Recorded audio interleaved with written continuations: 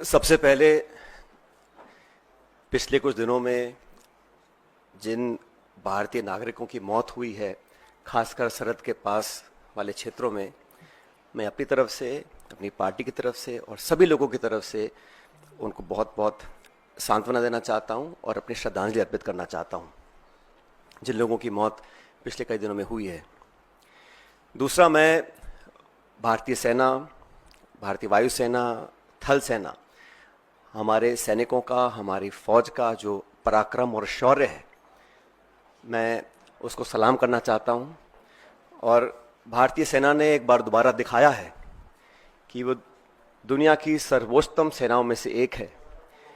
A professional armed forces that is second to none. The valour, the bravery and the professionalism of the Indian Armed Forces is unprecedented and second to none. पिछले 24 घंटों का जो घटनाक्रम है बहुत तेजी से बदला है और हम सबको बड़ा आश्चर्य हुआ जब सीज फायर की जो घोषणा है वो अमेरिकी राष्ट्रपति ने करी। ये शायद पहली बार हुआ है कि इस प्रकार की सीज फायर की घोषणा सोशल मीडिया के माध्यम से अमेरिका के राष्ट्रपति करते हैं।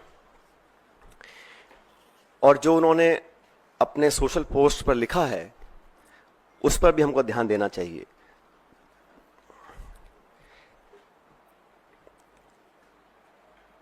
भारत और पाकिस्तान के बीच जो मसला है उसका अंतर्राष्ट्रीयकरण करने का जो एक ये नया कदम हम लोगों ने देखा है, ये बहुत आश्चर्यजनक है। और कांग्रेस पार्टी बहुत लंबे समय से इस मांग को करती आई है कि हम लोगों को पार्लियामेंट का एक विशेष सत्र बुलाना चाहिए। आप सबको याद होगा 1994 में कांग्रेस की सरकार में सर्वसम्मति से एक प्रस्ताव पारित किया था जहां पर पीओके को वापस लेने की सहमति संपूर्ण संसद के सभी सदस्यों ने एक स्वर में ली थी।